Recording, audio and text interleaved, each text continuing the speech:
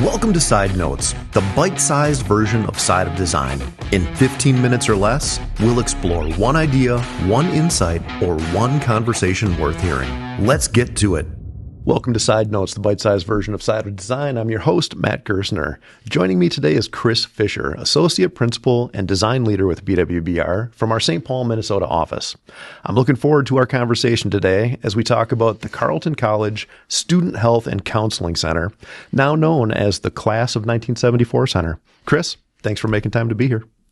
You bet, Matt. Glad to be here. Awesome. All right. So we don't waste any time on the Side Notes podcast. We get right into it. And I'm going to start by asking you, what is the most interesting or exciting feature thing about this project?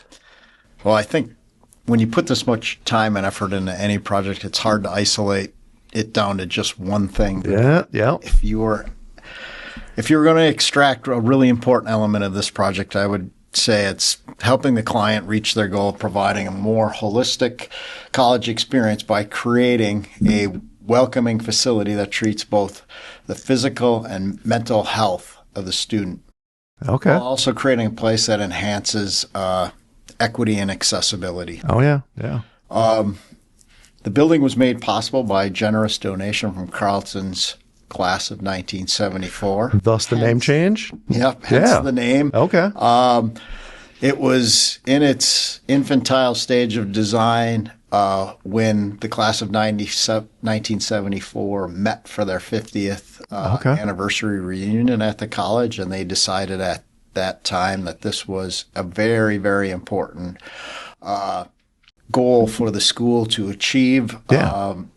Carleton understood that the rigors of student life at a top 10 performing college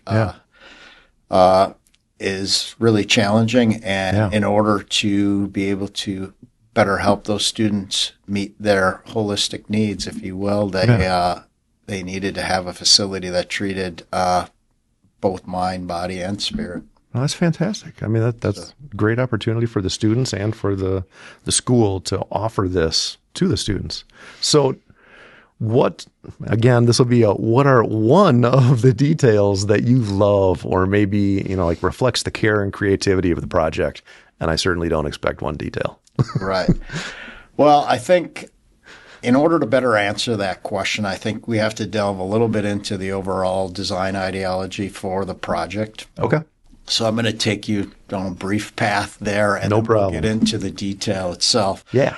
The project's design ideology was based on creating a welcoming environment that destigmatizes mental health. Oh, fantastic. Yeah. By connecting with nature, we create an environment that is more humane, more inviting for the inhabitants. And so we looked into rivers in general as this wonderful flow and attachment to nature. And the Carleton College campus is formed by the Cannon River, which flows into in and around the campus and into Northfield. Okay. And really, that is our point of departure and our connection to nature. And so as you approach the building's entries, you notice that the massing is split into two, revealing this central void or canyon, if you will, which ends up being the public space for the building, and it draws you into the building in that situation. Okay. Ultimately, that idea of a river carving away at its surroundings was the big metaphor for this particular project. So as you approach the building, you'll notice, and you approach that central public space or void, you'll notice that there's radius corners that soften things as you come up to the building and make it more inviting, especially folks who are potentially in a vulnerable position at this point, right? And then that continuity takes place again on the interior, where we create these rounded or boulder-like elements along the public space. And again, just really creating soft edges, soft corners, and allowing those pieces to be inviting. And Right. that even goes to the point of carving away from some of those elements and creating seating niches that allow you to feel more protected while you're sitting there and less exposed. Yeah. That's fantastic. I love that. So how does this get to your other question about detailing? Yeah. Well, along with that, texture was a big part of designing this building, both on the inside and the outside. Okay. And that expression is really an expression of natural breakdown in general, right? Okay. So getting back to that idea of nature and environment, this detailing occurs on the exterior and how we laid up the brick. The brick is a combination of a running bond or a horizontal bond, and then some soldier coursing. And the soldier coursing does two things, or actually three things. One, it allows us to smoothly navigate those radius corners. Okay. So it looks really good. So you have the brick reoriented in that situation to make that radius or create that radius very cleanly. Yeah. And then within those soldier course bricks, we do a push and pull and create this textural pattern that you see on the outside of the building. But it's not everywhere. So there's this back and forth between where the building has a running bond and it's really smooth layout of brick, and then the textured portion of the brick. And this creates almost a sedimentatious effect on the outside of the building as well, which gives you more of a natural feature within that. So that's on the outside. And then as we move to the inside, there's also wood slats that occur in these wood elemental objects, as we were talking about before, those boulders along the public spaces. Yeah. And obviously the wood slats are there to provide some texture and some relief, but they're also there for acoustical absorption as well. Okay. Fantastic. It's just, I love, every time I talk with our designers, I love just the way we bring in the surrounding nature, that kind of thing, and look for the inspiration there and how it translates into the building. And everybody does it with a different product. It's whether it's brick or stone or wood or whatever. It's always really fun and fascinating to hear about those things. Yeah, it's important. It's an important driver and it's an important piece of our process that allows us to differentiate our architecture from other pieces and really allows us an opportunity to make it place-based. Yeah. So thinking about the whole process then, like what was a challenge maybe that you and the team had to try and overcome? I think with every project that I come across, it's almost certainly a challenge of budget, right? Okay. We're talking about, and we'll get into this a little bit later, but the idea of creating a high-performing building that maintains all of its design goals and then still is answering to a very finite budget is always probably the biggest challenge in every design piece. Trying to hold all those pieces together while still making the budget work for the client, to me, is always going to be the most challenging part.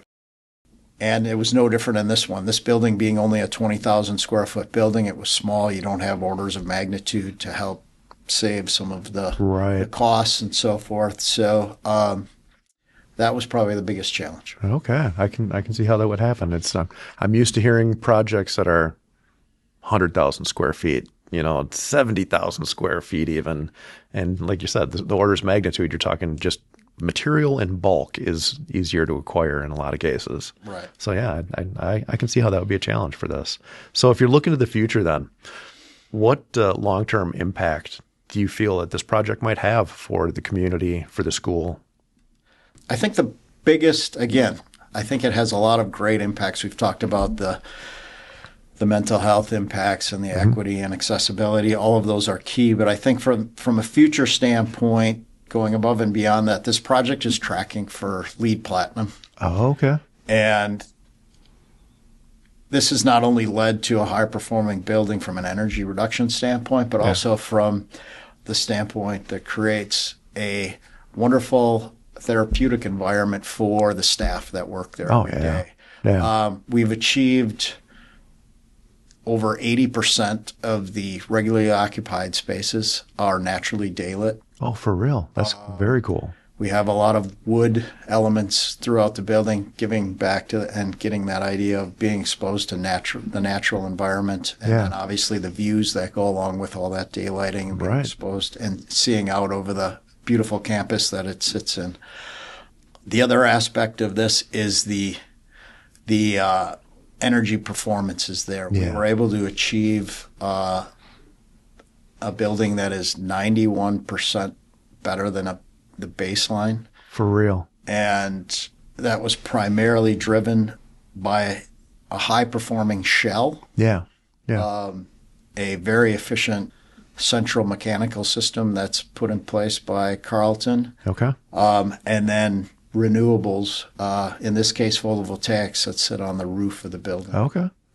To get into a little bit of the specifics, we have triple pane glass on the building. Yep. We have R30 walls and R50 roof. Oh, that's incredible. With that. And then even from the natural standpoint, we were able to design in a custom bird-safe frit on the project as well. Oh, okay. So all of these things are thinking about the building, not only how it impacts things on day one, but throughout its lifetime. Yeah, well, that's amazing. That's fantastic. You said 91% better than baseline. Yeah. That's a great feat to achieve.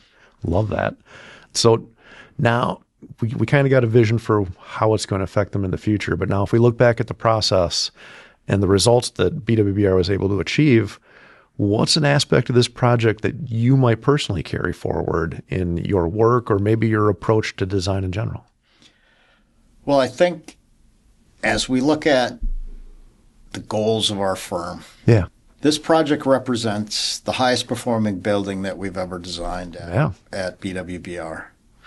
And so, and as we look at the process that went into this and the measures that we were able to input into this building, whether it's the high performing wall or just daylighting and other things, all of these things can be taken and put into other buildings. And we do that. It's not like this is anything new, but through the process of this building, we had better understood how we can add more insulation to the wall cavity and still make it work, even on a masonry veneer scenario, right?